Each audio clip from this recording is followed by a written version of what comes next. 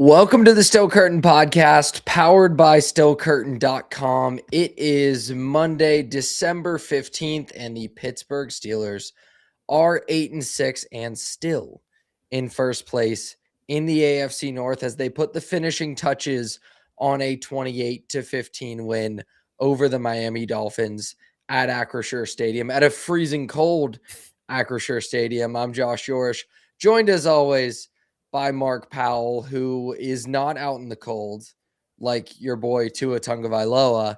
And we were talking before the pod, and I told you to save it. The vibe around the city, and I shared some of this, was nerves about this game, for me specifically, about Miami's run game, everything Mike McDaniel does, especially against a Steelers defense without TJ Watt, without Derek Harmon, and we can definitely get into the TJ Watt conversation. You were not nervous, and you were right. I'll take the rare wins when I can get it, or when I can get them, because I'm not always right. But in this case, I don't know. Just I guess coming off of the Ravens game last week specifically, I felt like they proved that when teams were going to load up the box on them, they could theoretically beat them. Ravens played a lot of single high, basically dared the Steelers to throw on them, and they did. I thought they were going to win this game against the Dolphins by running the ball, because I knew the Dolphins played a lot of, kind of like soft cover two. I felt like that running lanes would be available for the Steelers if they wanted them. I mean, looking at the stats now, they had last time I checked, they had over 120 rushing yards as a team. That's for them pretty good. Before garbage time in the second half, they were averaging about 7.5 per clip. That's they ran it really very well. solid. Yeah, very solid, despite some the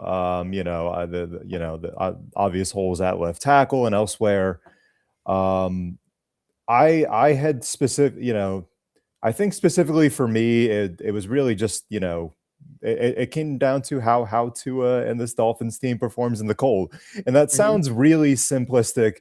And I tried to find ways to scare myself into thinking that the Dolphins would upset the Steelers in this game. I really did. I looked into every possible outcome. But the Dolphins are, I think I saw in their last 13 games under 40 or under 30, they're winless. I know Tua specifically is 0-5 when it's under 40. He's 4-13 when it's under 55 degrees, which again is like a nice spring day here in Pittsburgh. So, yeah. And, I was worried about the Steelers being able to stop the Dolphins' run game. That's where you and I have something in common. I thought that maybe Achane would be able to take advantage of the Steelers, especially without Derek Harmon. I was pleasantly surprised that even though he did not play Harmon, that they were able to kind of, at least for most of the first half and early into the second half, kind of hold their run game in check. So, but, I thought that the Steelers' best strategy for this game was to make Tua beat them. That's easier said than done because of how well the Dolphins have run the ball of late. Tua has not had to throw much during this Dolphins 4-game win streak. Previous to this game, he was averaging 175 or 175 passing yards per game during this 4-game streak. But I looked at how the Dolphins had really been playing recently. Yes, the first game of the streak, they dominated the Bills. I will hand that to them. Great win, right? But their last 3 games, beating the Commanders, beating the Saints, beating the Jets, I just that doesn't really impress me all that much. Yeah. Not that the Steelers wins particularly impress me that much these days either, but did I think that the Steelers would be able to beat a warm weather team in the cold that has historically struggled in the cold? Yes. And they did. Still, again, putting the finishing touches on it, 1:57 remaining, but this was to me a done deal at 21-3, and even felt like a done deal at 14-3. Like everything the Dolphins have done in this fourth quarter, they had negative 20 or 30 yards in the third quarter. Negative 20, real bad. It took them until the fourth quarter to break 100 yards for the game. Tua is so bad. Oh, so bad. Yeah. And the cold, he looks incredibly cold tonight. It was 17 degrees at kickoff, and it got colder. It's been freaking cold all weekend and all day here. But man, like you can't make it, the Tua in the cold narrative has become the Kirk Cousins in primetime narrative, in Yeah. that it's annoying that everyone keeps repeating it, but it's also true. And I thought it like, was silly, but, like, after watching this game, how can you think anything but that, you know? Like, at first I was like, "Oh, maybe this is the game he proves us wrong," but, like, it mhm. was the No, opposite. it Just steered into the narrative. he was so actively horrible Oh my through the god. first 3 quarters of this game, and he's gonna end up with a decent stat line as he Mhm. continues to pad his stats in garbage time here, down a couple scores and complete some passes. Right now, he's 19 for 24 for 219 and 2 touchdowns with a 115.1 passer rating. That is not real. None of that is real whatsoever. Like, they didn't even whoop him. Like, yes, they played well defensively, but he was just awful. The interception that Asante Samuel had, Mhm. just like Brutal. no reason to throw that ball whatsoever. And Aikman broke it down really well. They had nobody holding in the flat. And I think the Steelers did a good job, because I think the reason there was nobody running a route to that flat, because you could see there was a tight end and a back in the block on that side of the formation for the Dolphins. So I think the Steelers kind of sim pressured them into loading up to Yeah. protect, thinking there was going to be a blitz. Then there's no route to the flat to hold that corner. But Tua, you got to know that, man. Like, you're the one who checked to the protection. So Ugh. yeah, he was horrendous. The Dolphins early, they looked like they were gashing the Steelers on the ground, and I was kind of worried about it. Like, it seemed like they were running through them pretty well. They were moving the line of scrimmage, but when Tua can do absolutely nothing to beat you on third down, like, it wasn't even like you had to get him into third and long. You could get him into 3rd and 3 where they knew they had to throw the ball and they were toast. So like a good defensive game plan from the Steelers to load up and do what they did to stop the run. I don't feel like the Steelers tackled particularly well on the perimeter, especially early, but this is just a classic case of a team that's built for weather like this against a team that's absolutely not. Because in the first half, I thought the Dolphins tackled really well on the perimeter, and that's why they limited the Steelers' run game and the short passing and kind of like hung around. And then they just stopped tackling in the second half because they were cold and they were down. And Aaron Rodgers, like, we can talk about Philip. We won't talk about it, but everyone's talking about Philip Rivers at Yeah. 44, like coming back, playing an old man game.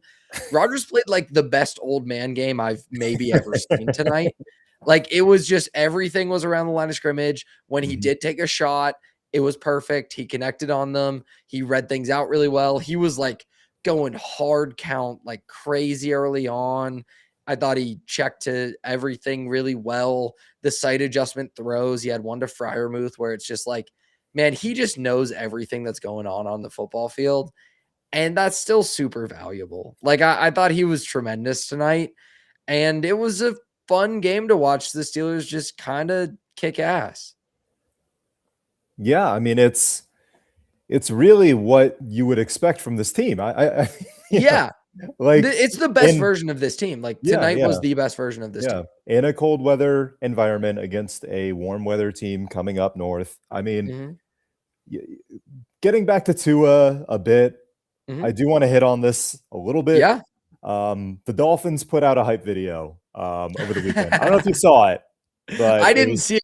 That's funny to think it of how this it was ended, all their actually. play so they practiced in the snowstorm here in Pittsburgh. For those who Mhm, live here in the city or nearby, you probably got the same snowstorm at, mhm, like, 3 to 4 inches, whatever.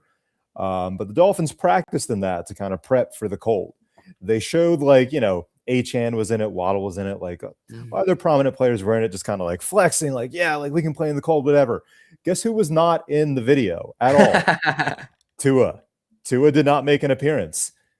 I thought he did. I was like, "Oh, wait, is that Tua? Is he in the background?" Like, I was, like, doing, like, behind the scenes work, like, with silent, but no, dude did not make an appearance. He genuinely does not like this. No. And I just I don't think I've seen anything so like predictable in, Yeah, in terms of professional football. It kind of shook me to my core tonight. Like, I thought he would struggle. I thought he I thought he wouldn't would play that in well. fairness, I But thought I he would did play not think, poorly as well. Yeah, yeah, but like I did not think he would have to play well to win. My agreed. like over under kind of for like success for the Steelers stopping the run once I knew Harmon was out was like, Mhm, okay, hold Dolphins to a team at under 120 rushing yards, mhm. and I feel like they can at least hang with them. Dolphins, last I checked, had around 70, 63. And 3.9 a carry. yeah, and so that put all the onus on Tua to really be able to beat them, and it obviously was not there. Um, in terms of Rodgers, I feel like he just really took what the defense gave him for most of the game, and then every Mhm. now and then, when he was asked to make big plays, he did it. I was really impressed with a lot of the runs after the catch, especially by DK, obviously. On Yeah, that was awesome. the And on touchdown. that play, before I forget about it, we'll go back and watch the DK touchdown, anyone listening, and Calvin Austin's block on that play Yeah. is awesome. And, like, that amount of buy-in from a young player, and, like, he's not that young anymore, but he's, like, an undersized guy, and to still be playing that hard in a season where you've kind of gotten phased out of the offense and whatever, that block is crucial on that play, and it was Mhm. awesome from Austin, and I just wanted to mention it because I saw it and I was like, that's a really important play that winning football teams make, and is kind of like the Mike Tomlin finds ways to win. Some of that stuff is the reason why. Yeah, yeah, yeah. I was really impressed with Rogers today. I thought this was really his. This is the experience in like cold weather environments in Mhm, the late season games. This is where it comes in handy. I did want to point out that this time last year, literally this day last year, December 15th, 2024, was the beginning of their five game losing streak to end the season. They lost to the Eagles on this day in 2024, and oh, that was so ugly. That was the 10-minute drive to yeah, close the yeah, game. rest, and then they lost the rest of their Mhm. game. So like that's the worst case scenario of what could have happened. Was this could have been the start of something horrible. Let's hope it's the start of something great. Like the things I was worried about heading into this game. How do they replace TJ, which I know we'll get to. Mhm. How do they, left tackle was huge question mark. I think Dylan Cook, like, huge shouts to Oh Dylan Cook. my god, what a Really, game. what a game! First off, second, like I just like if you don't hear a guy's name that much, Mhm. especially on the offensive line, that probably means he played Yeah. well. When you check Pro Football Focus live stats, it also looks like he played a pretty good game. We'll know more, once we get into early in the week. Josh, I'm Mhm. I'm, I'm sure your early week show will have a bit more there, but like on the surface, like I was like, this dude, this is like practice squad for most teams. He balled out. He Yeah. balled out and he had very little help. Like no Pete today. Yeah. Still in protocol. Like the line kind of like there were a couple issues early on, like Rodgers took some sacks, whatever, Mhm. but overall, like just like really, really good at like winning the line of scrimmage with guys that I wouldn't have expected it from, Yeah, you know? the offense was frustrating me a little bit early because it was Yeah. just like, Rodgers, eventually, dude, you gotta throw it beyond the sticks. Like, you gotta throw it beyond the line of scrimmage, and he just wouldn't. He was like, "Nope, I don't need to today." Like, it felt like he was just so confident in the lack of anything that was gonna come on the other side from Tua, and he was like, "I am not gonna give them a short field." He kind of played in some ways, played Mike Tomlin ball, like, "I'm not giving them a short field, I'm not Mhm. giving them a turnover." And then, I think this is interesting, you know, Mike Tomlin, if he really respects a safety on the opposing team, they will not throw to the middle of the field whatsoever. Yeah. And like the Jesse Bates game in week 1 last year is an example. The Bears game is another example with Kevin Byard. And this week, it's not like they were pepper in the middle of the field. No, no, no. Yeah. But Minka's back there, and you're throwing to the middle. A couple catches for DK between the numbers. The Valdez Scantling one was taking advantage of the other safety back there. Wasn't necessarily between the numbers, but the touchdown was, kind of a crosser. And I think that's interesting. I think if the offense can access that part of the field, like in 2 straight weeks, we've seen this offense do 2 things we've been begging for it to do: stretch the field vertically and attack between the numbers. And Rodgers, like, he didn't take negatives. The line got rolling as I think the Dolphins were like, "Ooh, man, it's real cold. Like, we're done. Our playoff lives are over." So I don't know how much of the run game was like they're really taking it to them, and how much was the Dolphins are kind of letting go of the rope a little bit on that side of the ball. But they ran it well. They threw between the numbers. Rodgers, I thought, played great. I still worry about the offensive line a little bit, especially against like stunts and stuff. The Sealer sack on Rodgers was a nice stunt that McCormick did not handle well at all. Like the interior, I worry about a little bit, especially if Sayamalu is going to be out. I definitely worry about that. Yeah. But like, as you mentioned, this is how this team is built to play in cold weather. You play ball control. Like coming in, I don't know if it was still a stat, but for most of the season, the Steelers have had the fewest number of offensive plays and the fewest possession time in the NFL. They controlled the ball today. They ran the ball. And you mentioned like a warm weather team comes into cold Pittsburgh, and this is how you handle business. It's 17 minutes in now. I have to ask you the weekly question Oh of boy. first round of the playoffs, a warm weather team, maybe the Chargers with a banged up offensive line. I don't know who it's going to be, but comes into town. Like, is anything changing for you after this performance? After this, on top of the Ravens win last week? I'm not confident enough yet to say that they will definitely win a playoff game, but like my prediction before the season was 10-7, which I think is within the realm of possibility. Bang on, yeah.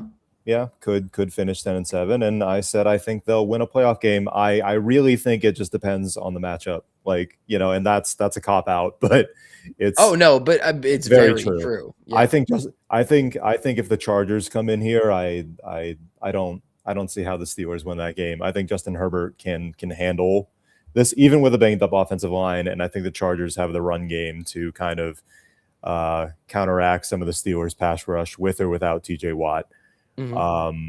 So I think the Chargers could easily find a way to win here in Pittsburgh. Teams like the Jaguars, the Texans, the Colts, theoretically, I don't. The Colts are done though. They're like done, the Texans, I think Texans have a scary defense. Texans have a really scary defense. They terrify me. The Jaguars, I could see maybe, but like, I don't know. I guess I'm more hopeful that it's interesting, which is something. Yeah. Like, I don't think we should just like shake that off. Like that is meaningful, because like as of like 2 or 3 weeks ago, I was like, this team makes the playoffs. I don't know how intently I'm going to be watching. Yeah. And now it did really feel that way. It felt really like kind of doomsday scenario ish, and like it's definitely better. Fans were chanting "Fire Tomlin," and I think justifiably so. We've been through this. They booed Renegade. Yeah, they booed Renegade, and I know rightfully so. And we've talked about that like ad nauseum, but like they don't do that. They don't. Yeah, they don't do that. I don't know. Like I thought this game was great. I thought their win over the Ravens was great. I'm intrigued about traveling to Detroit and seeing how that goes. I think they're going to probably lose to the Lions, but like it'll be an interesting game, and that's a conversation later down the road. We don't have to get into that yet, but like, it's more interesting. I want this team to be interesting. I don't want to I don't want to know how the season ends, and I felt like I knew how the season ended a few weeks ago, and now it's kind of a toss up based on the matchup, right? I feel like that's fair. I definitely think it's fair. I think there aren't many good matchups. You mentioned the one team that I think it could, like the Jaguars. I mean, they just absolutely stomped the Jets. Yeah. But that Jets team is just limping to the finish line. That would be the only team if the Texans can replace them. But I don't even know replace them as the 3 seed, as the AFC South champ. I don't even really know that there's a good path for them to end up as the 5 seed because the Steelers, if they're going to be in as the 4. And again, the Ravens won this week. So like you still have to win that game probably in week 18. It's probably going to come down to that. I don't And know. that's fair. Because the Ravens have a much tougher schedule than the Steelers do. And the we'll Steelers see. have another game against the Browns that will almost certainly get them to 9 wins. Yeah, I don't know. I still don't think this team wins a playoff game. I still think it's dead on arrival when it shows up in the postseason. And clearly, I think this team is still, if it does make the playoffs, because that's still an if. Yeah. I think it's clearly the worst team in the playoffs on either side of the bracket, and maybe by margin. But this was a game you needed to handle your business, and you handled your business. So I give them credit for that, but I don't. This does not change my opinion about the Steelers. Yeah, I mean it. You took issue with by margin. No. I take issue with how we talk about these wins, unfortunately. Okay. Yeah. And like that's not on us. That's on the regime. That's on all of this, right? Like it's on the coaching staff. It's on the past almost decade now without winning a playoff game, right? Like this should be something that we can just, be excited about. Just be excited about. Making the playoffs would be exciting for most fan bases. Even if they were the worst team in the postseason, it would be exciting. Yeah. But the fact that every week we get on this podcast and we have to talk about expectations and if this team can win a playoff game and if it's just more of the same, it does kind of put a damper on things a little bit. But this was a really good win that they needed. I do think making the postseason with this team feels it's similar to last year, but doing it and winning their way in is different. It is different inherently than limping your way in. Yeah, if they put up a fight against whoever they play, even should they lose that home playoff game, to me that matters. Because I think we just know that. I mean, I'd be surprised if any massive, coaching overhaul happens with Tomlin. So putting up a fight and having some building blocks, guys like Derek Harmon, who didn't play today, but having that is different than years past to a certain extent. So I am going to try and put a bit of a positive spin based on the last 2 games. I have enjoyed watching it, but it's not going to drastically change anything. The Steelers aren't going to the Super Bowl or anything, right? Like we're just we're talking about whether they win a game in the postseason or not. And like, even if they win a game, that second round that freaking divisional round is a nightmare. They're going to be 8.5 to 10.5 point underdogs in the divisional round if they were to make it there. So yes, it would be nice to win a game, but like winning a game doesn't really change that much in the grand scheme of things. It would just, it would kind of give Tomlin and his apologists something to kind of, point to, I guess. Which I thought this was spiraling. Same. And it's not. It was foolish of me to think that because it's Mike Tomlin voodoo magic, man. Like it just doesn't. It's never spiraling. It's never spiraling. And that is impressive, right? Like there is something, it can be incredibly tiresome. It is also like, damn, man, like he just never lets this thing blow up. And he never will. And he never will. And he never will. And even last year he kind of did, right? But he made up enough ground early that it didn't, like, I don't know. It's just, he just never it's not going to fall apart. And it's impressive. There is something impressive about it. And I think Rodgers is helpful in that this season as well, because again, he was in complete command of that football game tonight. And this is like the most effusive I've been in my praise of Rodgers. Seriously, I don't think I've ever heard you like this. Because he did his old man football thing and just did it at such a high level that I gotta be like, damn, man, that's awesome. Like the value of, and this is the why Shane Steichen wanted Phillip Rivers instead of Riley Leonard. Like I compared to that. And it's kind of an unfair comparison because Phillip Rivers hadn't played in 1,800 days. Like that's insane.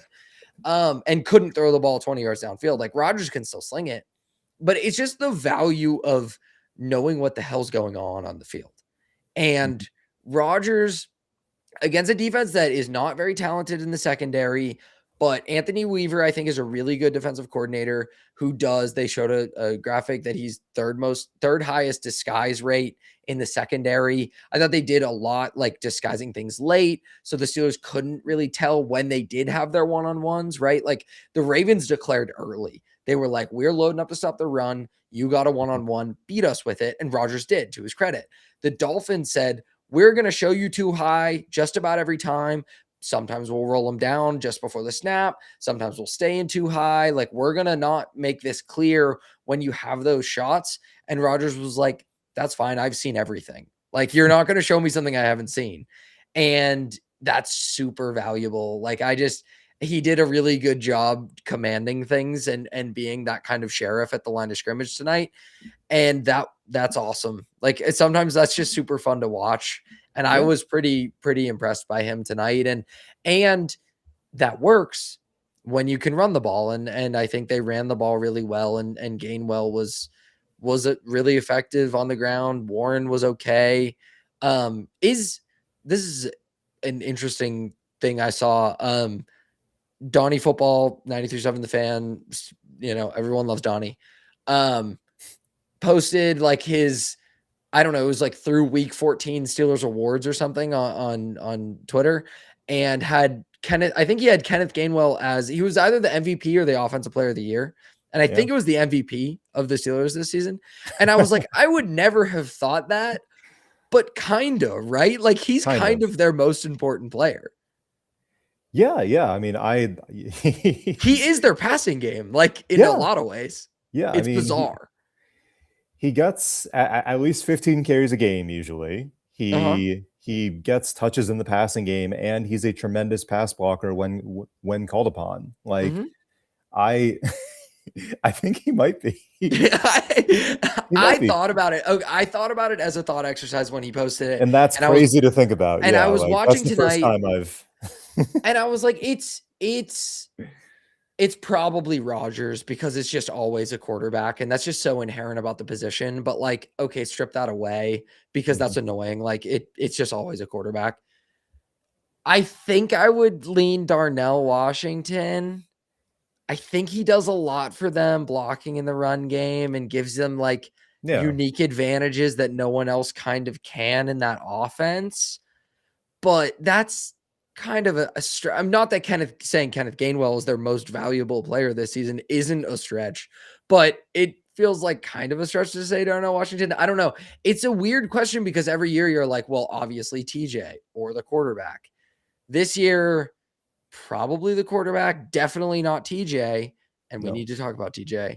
But it's just, I don't know. It was an interesting question where I was like, man, there definitely aren't three players on this team more valuable than Kenneth Gainwell. Well, like, first off, the fact that you have to think about it means that it's hard, because it's a bizarre ass team. Means that it's close. Second, like, because the Steelers' passing game is predicated on very short throws, he is either involved in A, catching the ball, or B, blocking someone rushing up the middle real quick on a blitz so that Rodgers can get rid of it quickly. So he is always involved in pretty much every passing play. And when he's not doing that, he's running the ball 15 times for probably like a 4.3 clip or something. I don't know what his actual average is on the year. I think he's like right about 4.2. I was just like 4.3. Bang on. Well done. He's pretty good. He's pretty good. So he's like just a super useful player. It's weird. And I remember, and this goes to show that often the coaches know more than us. At the beginning of the year, I remember when he was like seeing the field more than Warren, and I was like, "What are we doing?" Like, I almost get made Caleb Johnson on the field. I almost made a TikTok about it. I was gonna rant, and like, turns out they knew what they were doing. Gainwell is a monster, really smart signing, frankly, for this team. Like, and that kind of like, I mean, this could lead to a whole other discussion, but like, why did they ever need to draft Caleb Johnson in the first place? They had Warren and Gainwell. That's just fine. That would have been a great backfield as is, but that's a different. We don't need to get. Yeah, and We don't how need to much get better into could that, this but team like, if you got like a kind of nice corner and yeah. it can But spiral on Gainwell, you. really solid season so far. Mhm. I'm super impressed. Is he on a 1-year deal or a 2-year deal? Do you know? I honestly have no clue because I never thought that I would care.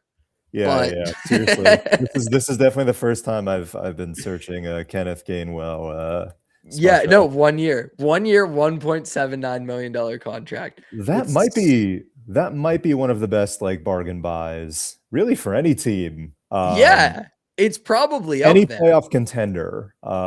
Yeah, that's wild. He's gonna get paid, man. He's gonna He's a running back, so well paid, pay.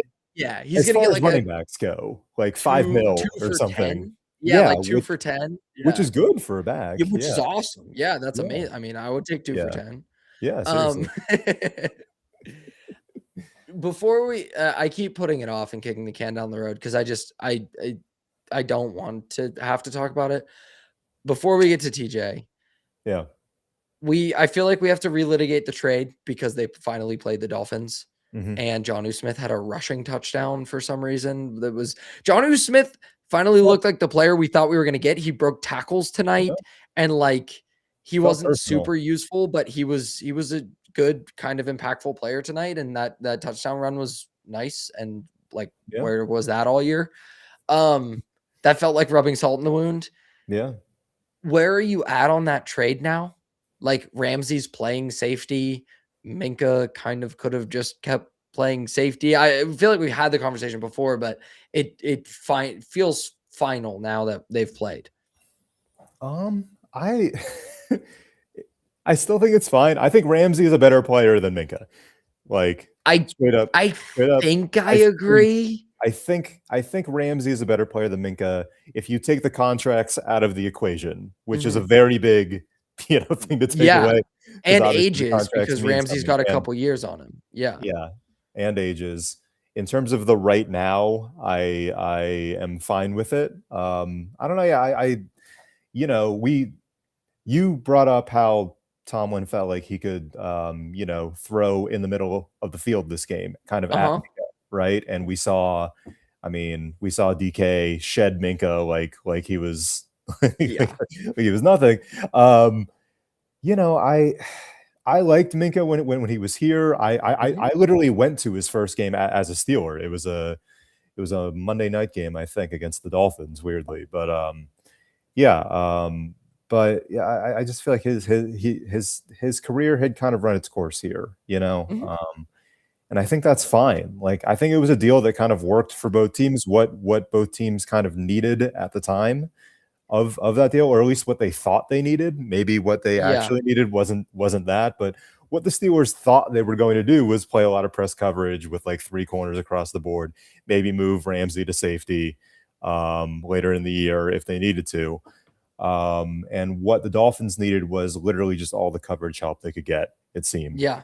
And yeah, I don't know if it's worked out particularly perfectly for either team, but do I think it's like it was a bad move for the Steelers? Not necessarily. I mean, I don't know. Like I don't think either team takes it back, but I also don't think it's not either like a team. win. It's not a Yeah, like clear win neither for team's anyone. doing a It's victory nothing. lap about it. Like it's a Yeah. weird trade. It's a tough question to answer. You know what I mean? Mhm, It's like yes, like at times I've thought it's been a clear win, or oh man, I wish I had Minka right now, but mhm, like it's never been consistent. I just feel like like both these defenses have flaws. The Steelers defense certainly has a ton of flaws, and they need to mhm. probably trade some guys this offseason, honestly. But that's a different conversation. But yeah, I don't know. This game didn't change much for me. To answer your question, did it change Shane anything for Kubis, you? Shane Kubis, who joins us on the Still Curtain podcast, powered by stillcurtain.com. Check out all the great writing and fantastic work on stillcurtain.com and like and subscribe this podcast or on YouTube or wherever you're listening to or watching us. Shane, I'll pose the same question to you. This trade kind of feels final. The Jonnu Smith touchdown kind of felt like rubbing it in for a guy who's had a pretty bad season. Like that was a weird victory lap. Where are you at on the trade now at this point after these two teams have played and the Steelers won pretty soundly? My official position is that it's funny. Yeah, right? Like what? It's funny when it happened. It's been funny all year, and it continues to be funny because on one hand, again, you get a player that was supposed to play a more valuable position, right? And instead, now Jalen Ramsey plays safety, and Minkah Fitzpatrick plays a lot of slot corner. Yeah. So they essentially traded players and then just put them in the spots that they played. Like I just don't. I don't understand. It doesn't make a lot of sense at the end of the day. This is still one of the to me, it's like the most whatever trade we've seen in a while that featured two multi-time All-Pro players despite being older. And then Jonas Smith's just there. He's around.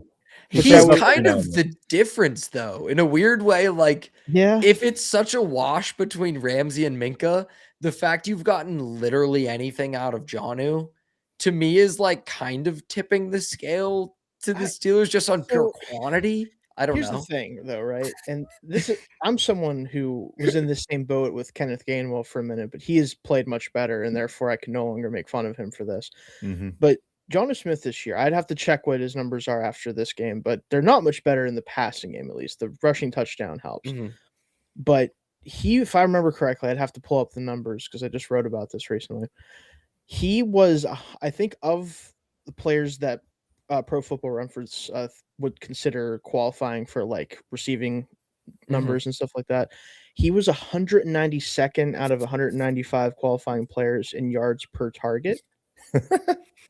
So amazing. Wouldn't call that great. It's legitimately like a number that isn't supposed to be possible, basically, for like an actual, like for a player who actually, for somebody who is actually on the field, and gets paid money of some amount that's meaningful. So you could argue that he's actually a reason to point in the other direction, that maybe Miami wins it because like they're not paying. Not saying he'd be this bad with them because their tight end usage is somehow better than ours in general, which whatever, we'll get into that at a different time, but he'd probably be better for them. But he is legitimately one of the least efficient players really in the sport, but especially like as a receiver. Like it just doesn't get much less effective on a per snap basis, per touch basis than him. So I don't know. It is funny he scored a touchdown. I'll say that. It's funny. That's really the again on a running play. On a running play. Arthur Smith had to have like he probably needed a minute after that one. I'm not gonna lie. He probably needed like to chill out after that. This game was like weirdly Tomlin trying to prove that they won the trade in such a way. Like obviously Minkah is playing more slot and like moving around all over the place, but anytime an opposing team has a good safety on their roster, like one that Mike Tomlin considers good, he just says between the numbers is off limits. We are not throwing there under any circumstances. And anytime Rodgers threw the ball beyond like 5 yards downfield, it was between the numbers pretty much. Yeah, which hey, I love that. That's awesome. But it was kind of like, I'm not afraid of Minkah Fitzpatrick is kind of how I read it. Which, listen, should he be? Yeah, like I think Minkah's been pretty good this year in coverage. It's just that he's not playing the type of he's not. He's not the free roamer. Which, like, guess what? That's just not super. Let me put it this way: it's not that it's not valuable at times; it's that it's overvalued in a sport where now guys just don't try stuff to that part of the field as often. Yeah. And it's nice to be able to take something away, but if the thing you're taking away, nobody really tries to do anyway, most of the time, how much is that helping you? I don't know. But I think he's been more effective now that he's playing closer to the ball. So yeah, definitely. Yeah. I would give both teams a C. I'm just gonna give both teams maybe a C. Just for the sake of it looking cool. We'll throw C plus in there. You know, you can decide which team gets a C plus. It's just like it doesn't really move the needle for me. you know, Yeah. like the way It like, was the it's most hockey ass trade ever. For sure. Yes. Yeah. Yeah. I do feel a little bit bad for Minkah because DK Metcalf really just took Yeah, his lunch man. money on that touchdown. Like, Yeah. but again, DK Metcalf is the guy that amongst NFL players would be the one who would steal your lunch money. So I don't really know if that's really an indictment on him. Yeah. More so just like, what are you going to do about it if he's doing that to you? So The Steelers realized how you're supposed to use DK Metcalf tonight, and it took 15 weeks sometimes. somehow. Like deep crossers and like just get him ahead of steam so he can catch and run after the catch. And like that's how you create explosives with him, not expecting him to be George Pickens. So that was really nice as well. Yeah, I don't remember seeing a fade ball at any point. Yeah, Did you I guys was see happy any of about that? it. Amazing. Yeah. It's about time. Like, okay. Also, I said multiple times during the game where it's like, all right, Darnell Washington, no one wants to tackle him. No, Like, if you don't have to really have him like really run a route per se. no. He just has to like kind of float out there until like people forget about him for a minute, and then once Throw you him a catch shovel it, pass or something. yeah, like once Yeah. who you forget cares? about him, Seriously. he just will just drag you for 7 yards and it doesn't matter. So Credit Yeah. to Jack Jones because like the fact, I mean, he just sold out and dove at his ankles. he But did his best. He did more than I getting- would have done. Yeah, like getting that tackle at all in space on Darnell Washington, that is huge. Like that's really impressive. I guess we have to talk about the TJ Watt of it all, right? do. There are other Sure. things I kind It of has want to to talk happen. about. We can get to Um, those. We can get to those other things. Yeah. I'm in. If this was any other organization, I think they get completely destroyed in the media for the entire week about being an incompetent disaster. And I kind of think the Steelers should be getting destroyed for being an embarrassment for this. To do this to your franchise player who you paid a boatload of money to this offseason out of respect for his greatness and like it doesn't matter who it is, right? But it does a little bit. And just it's so bad. And the Steelers are still being held up as this like model franchise. And Ben said it in his interview before the game as he was getting in the Hall of Honor, like to do it for the best franchise in all of sports. I don't know, man. I don't feel like the Steelers have been that in a long time. And this is just another piece of evidence that like they're not running quite as tight of a ship as you would think. Yeah, like I struggled with this one because I'm like, It's a freak thing. if you do when you do this type of treatment, like there's certain guys, like I think Patrick Queen said, like I do not do that because I don't like it. It freaks me out. Yeah, if someone was like, hey, I can make you a little less sore, but I'm gonna be just sticking you with stuff until it works. Basically, I'd be like, I've gotten it on my legs. It is brutal. Like It's not. It doesn't sound fun. I certainly be like, I'll be sore. It's all right. If they hit a nerve, it feels like lightning, man. Oh, I bet. Yeah. Because nerves, you don't need to do anything to them for them to hurt. No. But like it's tough because like obviously it's a bad look. It definitely obviously an entirely different situation, but it definitely brought up memories of Tyrod Taylor. Yeah. Who know added to the list of stuff that happened to that dude in the NFL. Yeah. But beside the point, that obviously happened with his lung where he was getting a shot but it again, like I don't know how I really want to feel about it. I think it just sucks, obviously, for everyone kind of involved. Yeah. But yeah, I get what you're saying though. It just doesn't look good on the organization for this to happen in the facility. To that point, Shane, we obviously don't know everything that happened with this. No. It could have just been a freak accident. I'm not trying to point fingers whatsoever. But in terms of the perception of the organization, when you look back at the NFLPA report card from last year, which I have pulled up here, the training staff finished 18th out of 32 teams. The training room was 25th out of 32 teams. Now, that's not terrible, but that's not necessarily where you want to be.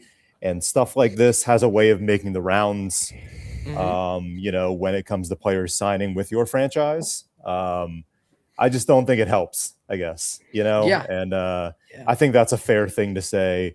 I don't think it's their fault. I'm not saying TJ is going to seek a lawsuit or anything like Tyrod Taylor did, but Tyrod definitely should have. Yeah. Tyrod was that's a different situation. different situation, But I am saying that having something like this happens when your training staff and your training room is already kind of it's going to turn into kind of subpar, and that's not where you want to be when that's something that players obviously care about when they're looking at as they should where they want to sign or where they might want to get traded to.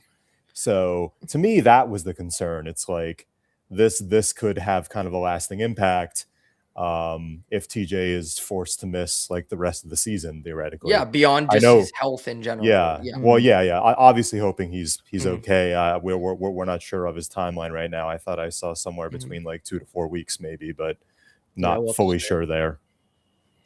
I'm glad you brought up the NFLPA report card, because that is one of my favorite things that the league has started doing in recent years. Yeah. And especially owners don't love it. They don't love it. They're pushing for it to go away. There was a story this year. Art hates it the most. Hey, when you're definitely sparing expense, you know. Yeah. The whole adage of like, we'll spare they'll spare expense. They will. Yeah. That is I think that colors my opinion and coming down, like, because obviously it's a freak thing. Like, obviously no one was trying to do any of course. But if you had already checked all those boxes, right? If your training room and training staff were getting high marks across the board, and your organization on that report card is top, you don't have to be top 2 in everything, but if you're near the top and taking care of your players and everything in a meaningful way, and being that like benchmark organization that the Steelers are held up as, really like that, they're a pillar of NFL organizations or whatever, to me just comes from like, they don't fire their coach ever and don't lose that often. Like, what else is it coming from? Because it's not like they're drafting exceptionally well, or they're doing like all these other things on the margin. And then their training staff, like their facilities are not remarkable. They're not amazing. So it's just a bad look. And to me, it continues to chip away at the facade of this is an organization that is serious about winning Super Bowls, because I don't feel like they are or have been in quite some time. Yeah, I tend to agree. Also, side note, I checked the report card for this past year. The Chargers are certainly cursed. Like, it's not they get like A- or better marks in all the like strength training. I'm like, so they are actually cursed. Like, there's nothing. They're not doing anything wrong. They just simply shouldn't exist, I think, unfortunately. Yeah. Like, I feel bad at this point. Like, I don't know if going back to San Diego helped them. They were kind of doing that when they were there too. I don't know. Like they were about as cursed as you could be there. I don't know, man. I maybe just give up. I don't know. Anyway, just wanted to throw that out there. Yeah. So Shane, it's fun that we have you on here. We talked about Rodgers and having like an awesome old man game today. But we also opened it talking about Tua, who no one has ever wanted to be outside less than Tua Tagovailoa today, other than Tua Tagovailoa in that Kansas City playoff game. Yes. He was atrocious. The numbers will not show it. Hey, listen, that man threw for 250. No, sorry. Anyway, garbage time stuff that he did, but oh my God, he was so much worse than I ever thought he could be, and I did not think he would play well. Yeah, as someone who also, which great that I cover both these teams. That's really fun.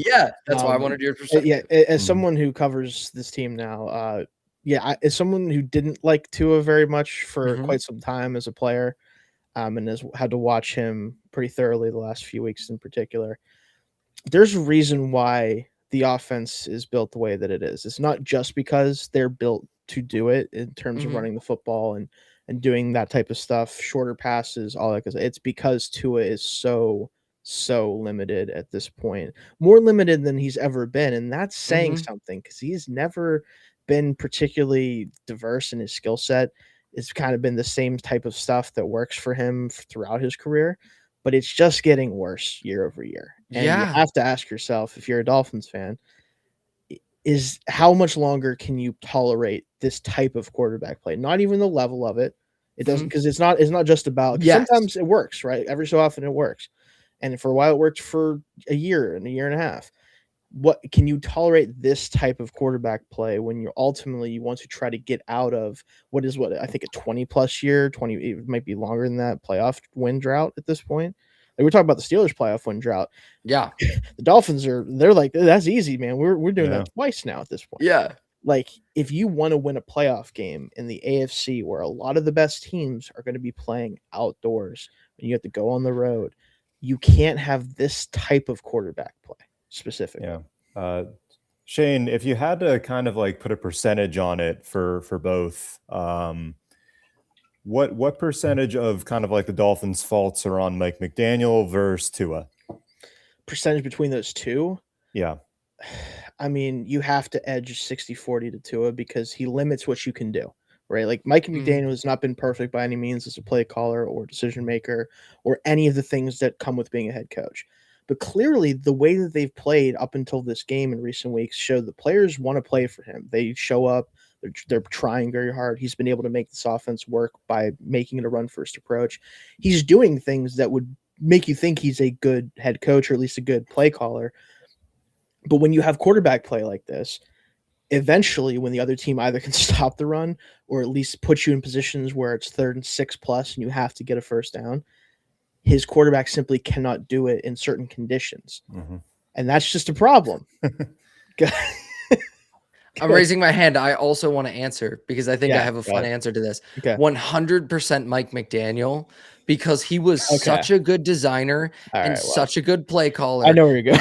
He got Tua Tagovailoa paid $200 million to play NFL quarterback, and now the Dolphins are in hell because of it. He was such a good play caller that he screwed himself and this franchise. It's a funny way to look at it. You're not wrong. You aren't. It's funny that you put it that way, because if anyone should have known this, it should have been him. He should have just said something. Why don't I don't understand why he didn't go to that front office and say, we cannot pay this man. The hoops I am jumping through to make him functional at all are not going to be sustainable. And maybe that's just like being a first-time head coach and the hubris of, I can do this forever. But man, it's like the Daniel Jones conundrum, Josh. It is. The coach is good enough to make the quarterback who isn't good play good enough to make the front office think, well, I have a quarterback. Why would I get rid of my quarterback? This one's good. He just was good. Why not pay him? It's the same thing. And it's like, somebody has to be the first to not pay their guy.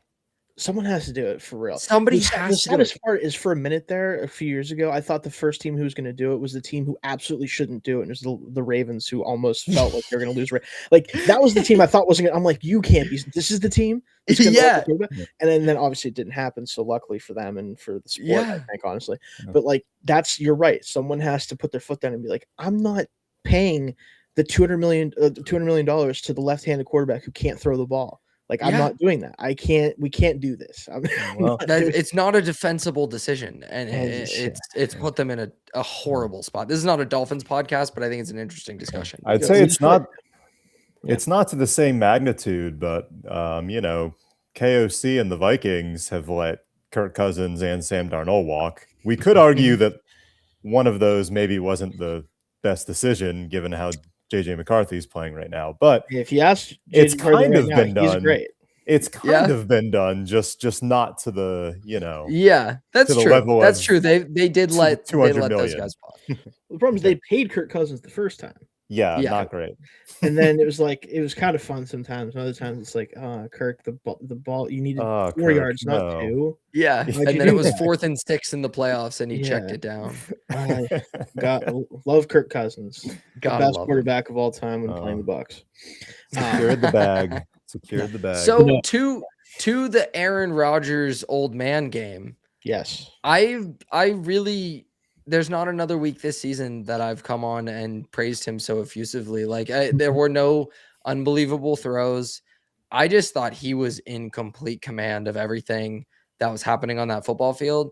And from the very first drive, like, I think you could tell he was just, there was something about him, like the way he was doing the hard count so early and getting the 12 men penalty when they rushed to the line, like that was early in the first half. And you're like, this is the stuff that makes him still pretty valuable. And it was just, what did you think about his performance, Shane? I think the old man part of it is very apt because, again, this is a quarterback who generally he hates having the football in his hands. Yeah. Nothing, as soon as the ball, he's like, I don't want this anymore. Someone else have it. And honestly, when you're 42, that's okay. I get it. It's still kind of, when it doesn't work like it did today, it really sucks to watch, and I hate it, and I wish he would stop. But in general, if you're able to do what you did tonight and like get it out quickly, and you get run after catch, and the guys are making plays, and you get some over the middle throws, like you don't have to hold on for 10 seconds to throw in the middle of the field, Aaron. You can just fire that thing in there. Please do that more. It's fun. It's cool. And also, it's cool when DK Metcalf can just like catch the ball 10 yards downfield and stiff arm Minkah Fitzpatrick into the dirt and then score a touchdown on it. The problem is that hasn't happened enough times this year, right? We haven't been able to get enough of the old man game working in a way that's effective, because you could sit here and say all day, like, oh, the average of the target's too low and you can't keep doing this. Like, you're right. In general, you can't keep doing it. But when it works, you kind of have to sit back and laugh and be like, all right, that sucks if you're the Dolphins. Yeah, because that's my opinion at this point. You just got paper cut to death. And it was pretty awesome. But like, the paper cuts are like 6'7", 311 pounds and 6'3", 220. It sucks. Yeah. That is not very fun. Mark, do you think we talked about this a little bit, but do you think there's more sustainable about the Steelers passing game now that they're getting, like we mentioned, kind of 2 weeks in a row, they stretch the field vertically and now they're hitting the middle of the field? It's still the run after the catch. It's still the like under 5 yard A dot. I don't know what it was for this game, but I can't imagine it's close to 10. Are you seeing things that you feel like this could maybe be cobbled together and be more sustainable? I want to think so. Look,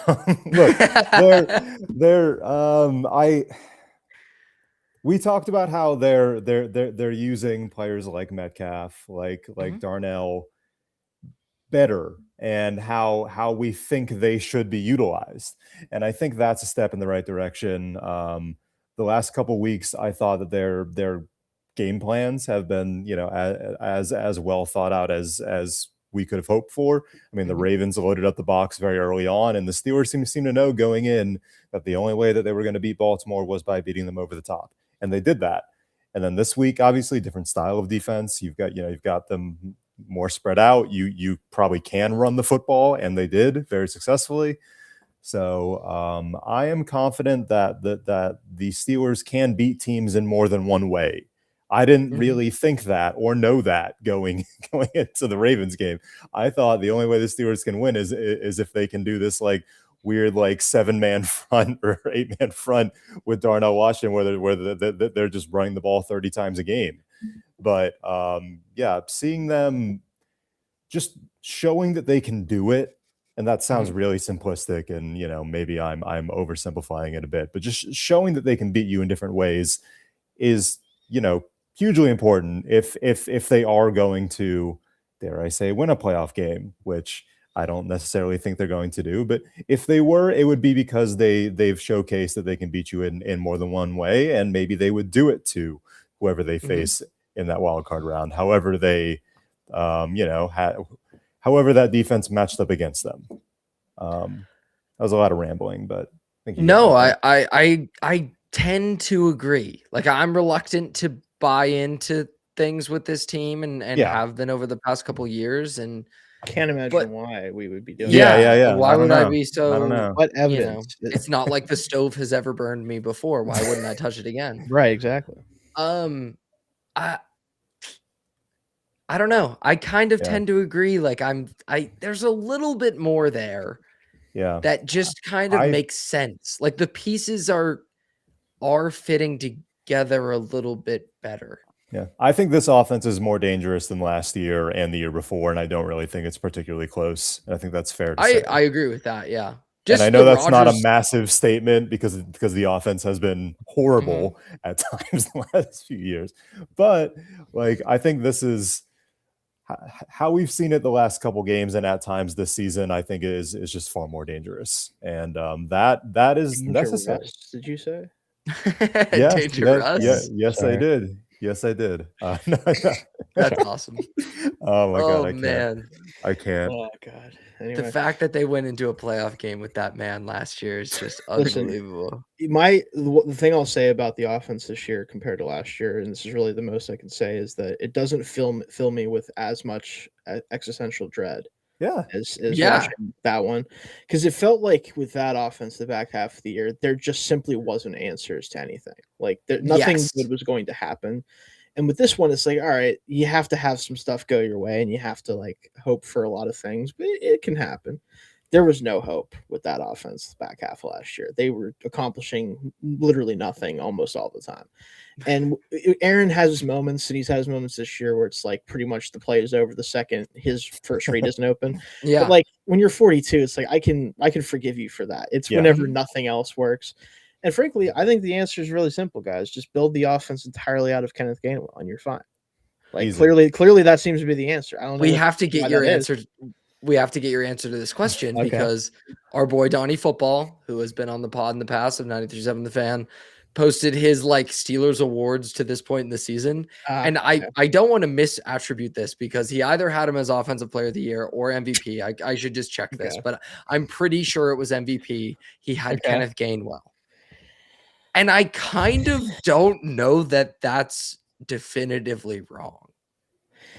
So MVP is just a little bit of a stretch simply because like for the first like 7 games of the year, there was the only person less efficient with the ball than Johnny Smith was Kenneth Gainwell. Yeah. So like there is that element of it. But if you look at the past like 5 games, you made a pretty strong argument. He's been the best offensive player on this team, which I wish wasn't true, not because I have anything against Kenneth Gainwell, but because it is an absolutely ludicrous statement to make. Yes. For Kenneth Gainwell to be the best player on your offense and you're currently a playoff team, that is simply like kind of unacceptable to me. But if it works, what am I supposed to do about it? Am I supposed to tell him to stop? I'm not going to stop. So I don't, because we ran through the other answers and it was like obviously Rodgers just because the quarterback of it all, like. But then if you strip that away, maybe Darnell Washington, because like there's just such an element of like, is he like unlocking things in the run game and the pass? I don't know. We don't have to dwell on it again, but it felt very absurd, but also not completely incorrect. And I felt like that's a good jumping off point for any discussion because like this team is so weird. This team's so weird. It's weird every year, but this one feels uniquely weird. Yeah, I can't count on much in life, but I can count on the Steelers just being strange. Yeah. There's always something about them that's like that doesn't seem right. To the strangeness, the defensive side of the like before I guess the pick, everything kind of fell off when Tua threw the pick to Asante Samuel, and it just like but before that, it felt like they were moving the ball pretty well, Mark. And then it just kind of stopped, but I don't know that it was necessarily anything the Steelers did. Like, do you feel like the defense played well? I mean, yes. Yes, like yes, yes, but like I think definitively. I mean, I almost feel like it's hard to say what they did well because like Tua played so bad. Tua played very poorly. Yes, that definitely helped. But I was impressed with how they stopped the run. I think that's where every Tomlin press conference starts. It starts with either we stopped the run or we didn't stop the run. It doesn't matter what else they did, how they actually did lose or win the game. It always starts with stopping or not stopping the running game. And they held Achane, who is on my fantasy team.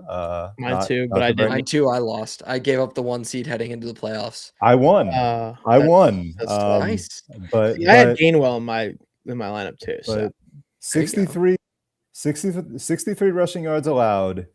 Really held Achane in check. I thought they'd be lucky to hold the Dolphins to under like 120 rushing yards.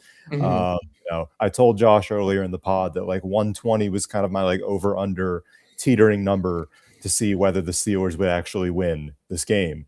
And the fact that it was half of that without Derek Harmon, I was really impressed by that. Obviously, the Dolphins not having a reliable passing game really helped because the Steelers were just like, Tua beat us, and he couldn't come anywhere close to doing that. But like that still takes like a solid scheme and effort up front. And they did not have TJ Watt in this game. And to that extent, I was very impressed with the front seven and how they stopped the run. So yes, I was impressed with that. Do I think Tua sucking helped a lot? Of course it does. Just like any quarterback sucking helps, Yeah, my struggle with the defense is not so much whether I think they played well. It's just like how much can I attribute to them whenever the Dolphins pretty much just like caved immediately. Like as soon as they had any amount of like as soon as they had any adversity, they just completely crapped their pants for some reason. They had turbulence and the plane fell apart just immediately. Yeah, I think I'm not kidding. I think if they would have ran the ball every single play of this game, they would have been better off than what they ended up doing. Because it would have been over faster. That's not good. Right? Yes. So in worst case scenario, you spend less time in like the 14-degree Pittsburgh air. So that's cool. Yeah. Also, again, Achane probably should have had twice as many rushing yards as he had, but they couldn't really give him the ball up because, again, they let them get blown out in the first three quarters because to a no-throw ball, very good most times. Yeah. It got to a point where I'm like, the defense is obviously playing well, but it's also like Tua is kind of just inviting pressure and then dying on the field almost. Like at some point you have to just sit there and go, okay, well, he's kind of making it not particularly difficult. So if they weren't playing well, I would be mad. But also I can't be mad at them for playing well when they're giving them opportunities to play well. So I guess I'm just going to say it's good. I kind of think that's the perfect way to tie a bow on it. It's Tua handed them the game. Absolute, like you're done. It's over. Missing TJ. Now, granted, this is not the TJ they've missed in the past. Let's be real about that. Yes. But like the fact that they didn't completely cave defensively without him out there is kind of my only thing I was looking for. So. And I thought his loss, his absence would be particularly important in this game. Yeah. Because while I don't think he's not the same pass rusher anymore. No. Sometimes he's irresponsible as a run defender and like trying to cheat like he used to. But you could do that against this team. But he's still a damn good run defender. Mm-hmm. Definitely better than Nick Herbig. Yeah. And I love Herbig. He's my sweet baby boy. Of course. Yes. We all know that. Yeah. But so I thought that was going to be important, and it just game script is a big reason why, but like they stopped it. Like, I don't know. They got handed the game and they didn't drop it. And that you deserve credit for that because that's not always been the case with the Steelers this season. That's very true. There's something to be said. Like I understand TJ is not the pass rusher player he once was at this point, but given how it went down this week and the fact that there is still something to be said about knowing TJ Watt is in your starting defense, in your starting 100%. Base defense, and when he's not there, you feel the absence, even if you don't feel the missing statistics as much as in years past. So I don't know, the fact that they were able to overcome that fairly easily, to me, is pretty impressive, even if Tua definitely helped. 100%. Are we ready to put this game to bed and maybe peek to next week? Are we interested in talking about? Oh, are we interested in talking about like this team just beat won a home game in bad conditions and looked really up to that, and like I think Mark put that in really good perspective earlier. Like this team's kind of built to do this a little bit and did it really well in cold weather. Does that mean in maybe the playoffs they're going to do it again if they can get there? Where do you both want to take this, or do you have anything left on this game? Because I think we picked the meat off this bone fairly well. I want to talk about something about this game because it's fun, and I don't want to talk about the next game because that's not going to be fun. I don't think, guys. I hate to say it, I'm not looking forward to next week. Yeah, I can kind of pivot to a question, kind of related to TJ. because I don't have the answer here. So Right. I'm, I think you guys might be able to comment on this a bit better, just because you all kind of follow the team probably a bit closer on like the day to day than I do. What did you notice? Either schematically or just like in the difference in quality of play from the outside linebackers, pass rushers without Watt in there. Was there a drastic difference to you with the likes of Sawyer, Herbig, Highsmith, and that group lacking Watt? I would want to go back and watch the game on all 22 again, probably, or for the first time, I should say. Yeah, But just face value. I don't think that there was a significant difference in terms of like what they did schematically, because there really never is with him. A lot of what happens as far as the defense goes with TJ and how that helps them in some ways is what the offense does to him and how they react to him. And I think you don't get that same treatment on Highsmith or Herbig in general. Teams, just the reputation factor alone. But there, obviously, anytime you're taking TJ out of the game, you're not going to have set as hard of an edge on his side in the run game. But again, in this game, it didn't matter much because they kind of had to abandon the run pretty quickly. I do think in general, had they been able to commit to the run longer, you would have seen a difference in terms of just like how much they were able to run towards the side that TJ would normally be occupying, right? That's the number one thing. And I've talked about this with when I wrote about the fact that he was going to be missing the game. Is I didn't think there'd be a drop off in the pass rush, but I did think there'd be a concern of most teams try to run away from him as much as they can. I felt like whenever you don't have him out there, the playbook opens up for the offense in terms of what they can do in the run game and where they can go and attack. The Dolphins didn't get a chance to really act on that because of the fact that they weren't able to stick with the run. My first thought when you said that was, again, like to echo, like schematically, I didn't see anything because they just kind of said, okay, they're running a lot of 22. They're doing a lot of extra offensive line. We're going 5 down front. Like we're living in base 3-4, and we're just kind of doing this. And I think that's exactly what they would have done with TJ. But exactly what you said, they ran to Herbig's side, I think quite a bit pretty early. Yeah. And there was one play in particular where the Dolphins are so weird because they have so many bodies in the backfield, especially early on. And I think it was a play they had the extra offensive line in the backfield as a fullback and Ingold in there as a fullback and ran at Herbig's side, and he just couldn't. Ingold was the one on him, not the offensive lineman. He just could not set that edge. No, and like TJ sets that edge 10 times out of 10. They don't even try that play against. No, like that gets thrown out completely. That's what's different. If we're just talking about the difference, it's that type of stuff. Like, and then they were able. Offense goes, and then they were able to get to Joey Porter Jr. tends to be on that side. I think he's probably. I mean, the bodies have switched out a lot in the secondary. I still think he's probably maybe not their worst tackler because I think he's a good tackler in space. But I think he's a very poor run fitter in terms of like being responsible and doing the right thing. Yeah. And so Herbig couldn't set that edge. They were able to get up to Porter. And I think it was like a 15-yard run for Achane. That could have been a lot more. This is just one specific play, but it's the one that jumps into my mind of like, that does not happen if TJ Watt's on the field. No. But other than that, like, I think you generally do everything the same. And game script never gave us a chance to see how big of a weakness that actually is.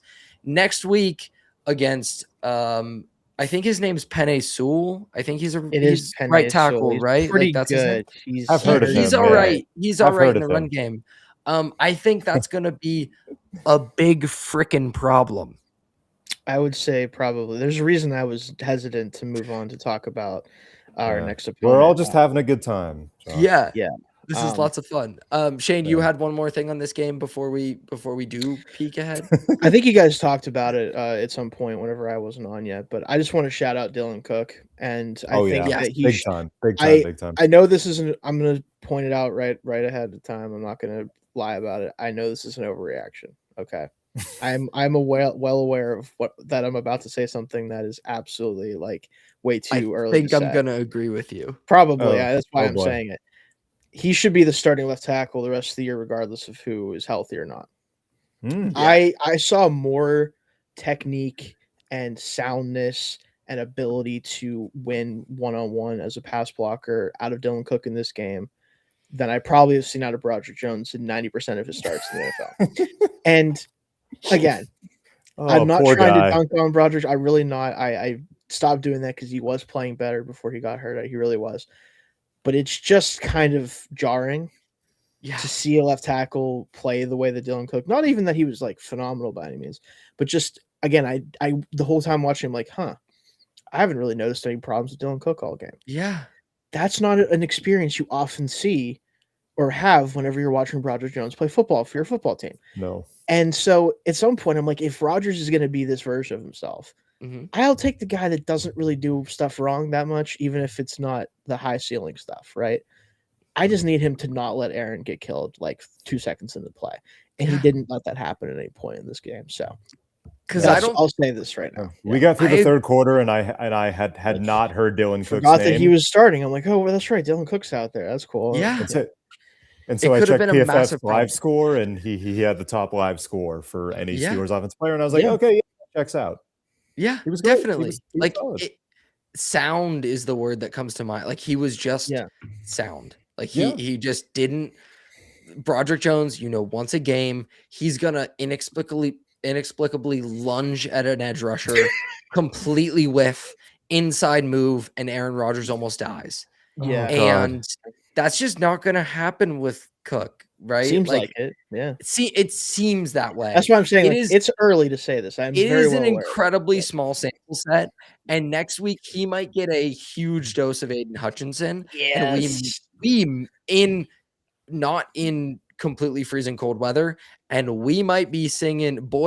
We be singing a different tune, but I'm interested to see it as well. Like I genuinely think he was really good.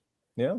Right. But would we expect any different if Broderick was out there anyway? Like, would it matter if he gets just absolutely trounced? Like, that was going to happen if Broderick was out there too. Yeah. So I would have no confidence that he would do anything against Aiden Hutchinson remotely. I don't know. Just saying. We'll see what happens. Maybe he has to anyway, but we'll see. Well, they should have some more depth next week at least, because Pete should be out of I guess protocol finally at that point. Not that he's amazing, but like it would just be nice to have a body to rotate in or something, or just because it would have been Spencer Anderson if Cook had gone probably down? Maybe. Probably. Or no Washington question mark? Maybe. Honestly, maybe. I mean, honestly, I'd love to see that.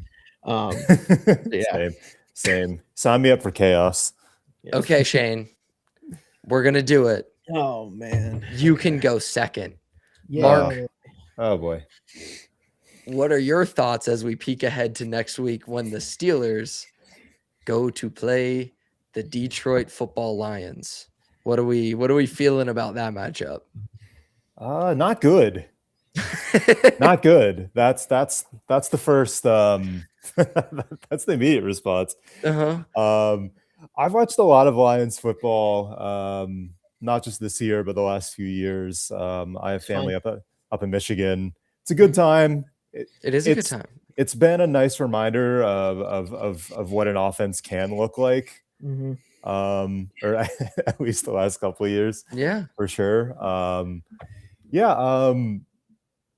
I have some faith that the Steelers can move the ball on the Lions defense. I will say I feel like that's an area, but like I don't think that they'll be able to hold the Lions under, 27, 28 points. And I think that's a problem. And that's that's again, super simplistic, not exactly adding a lot of like analysis there. That's correct.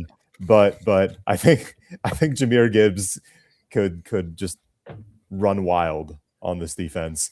I mean, we already talked about Sewell. I don't see it. I don't see a victory, but I never really saw a path to victory in this game. So hope to be wrong, but they had to beat Miami tonight. They have to beat Cleveland the week after. Maybe probably losing to the Lions. So that's just kind of where I'm at. And I'll have to dive a little deeper into it, but I don't have high hopes Feel free to correct me, Shane. No, I will not be correcting you. My thoughts very dark, very brooding. Very much. And I thought I was bad. Yeah, very much not looking forward to Jahmyr Gibbs against whatever the defense we put out there is. Oh. And again, like, I don't want to discredit what the Steelers did against the Dolphins. The Dolphins are one of the hottest teams running football coming into this game with the past really month and a half. But Jared Goff can play real, actual NFL quarterback. It's true. And that might be all he has to do to allow Jahmyr Gibbs to do pretty much whatever he feels like doing to this football team. Jahmyr Gibbs is probably my favorite player to watch carry the football in the NFL because he does the thing that I love more than anything else in the sport, which is look so much faster than all the other fast guys on the field. And De'Von Achane does that as well, but he didn't get a chance to really do that much in this game. But again, I don't have a lot of confidence that we're going to be able to keep Gibbs from doing that to us. And then if we can somehow, it'll be somehow David Montgomery averaging 12 yards a carry, stumbling down the field between our linebackers who can't decide week to week whether they want to play football or not. So it doesn't feel like a good matchup. The Lions are playing for their playoff lives. They're probably pissed at losing to the Rams last week. They're going to want to take it out on the Steelers, and I wish that wasn't the case. Frankly, I wish they were like 12-2 right now, and they didn't need this game. Easier. And it was I do not like angry Dan Campbell football team. I do not like this. I don't care that like Rocky Sin is playing corner for them right now. It doesn't probably matter because because it's gonna be what, Adam Thielen or MVS? Hey, MVS touchdown. Hey, MVS touchdown. Game MVS. I kind of hate that MVS got a touchdown because now we have to talk about MVS getting a touchdown. It's so cliche, Aaron. Yeah. What is wrong with this man? Do something different, man. Yeah, it's 2025, not 2016. Do something different. What are we talking about? Anyway. I am scared of I guess Amon-Ra St. Brown and I mean, that's a given because he'll get guarded by Jameis Williams. Being moved into the slot, moved around so that it's not just like outside wide out. Obviously, they're going to throw them into the slot, and you're going to end up with like Harrison or some linebacker, Patrick Queen covering them or something, and that's just not going to end well for us. So I'm scared of that. I will also say since Dan Campbell took over play calling for the Lions, they, I think, are the top ranked offense in the league since then, or at least top 3. That's so very good, insane, by the way. I can't stand that Dan Campbell can have the best. He has the best offensive coordinator in the NFL for like 2 years in a row or however many years in a row. Loses that guy, gets John Morton to show up, who's been in with them for long enough to know this offense. Yeah, he's not quite doing it good enough, and he can just decide to be the offensive coordinator. Yeah, like what kind of crap is that? Yeah, that's not fair. Dan Campbell's kind of Sean McVay, but nobody realizes it because he's a meathead. I'll do it myself. He's just prettier. Whatever it is. Like, I'll be a CEO, head coach. I don't care. I'll go for fourth down and whenever it makes no sense. I don't give a shit. I haven't looked at the analytics once. I'm doing this on vibes. Frankly, I'll just be happy if they make it out of next week's game. I don't want to say alive, but not more injured, because please leave our kneecaps out of this. Damn. Get your playoff berth. Gets hurt for some reason. Get your playoff berth. It's cool. We all know what's going to happen. Just keep our kneecaps out of it. Please, we need those. I have 2 specific thoughts about this game and specific fears. One is on the defensive side of the ball. Aside from the obvious, Jahmyr Gibbs is just going to go insane. I think one of the 2 of the biggest weaknesses of our defense are linebackers reacting to misdirection. Because they're like a cat with a laser pointer. Like, they will follow anything. And linebackers getting depth in coverage because they just don't do it. And asking Malik Harrison to do it, should you expect him to? Probably not. I think there's going to be a lot of like old school Jared Goff under center play action, 15-yard dig in front of the linebacker. Like, I feel that in my soul that they're going to get to that with ease.